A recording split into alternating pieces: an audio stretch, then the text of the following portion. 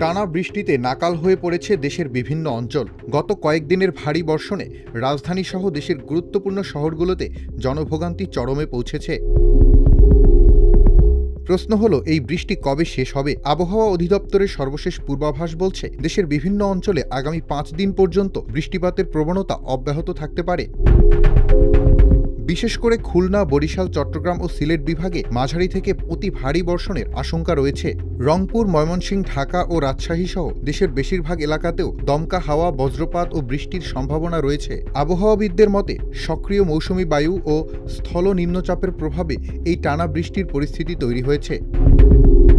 অতি ভারী বৃষ্টির ফলে পাহাড়ি এলাকায় ভূমিধস, নিচু অঞ্চলে জলাবদ্ধতা এবং কোথাও কোথাও আকস্মিক বন্যারও ঝুঁকি তৈরি হয়েছে।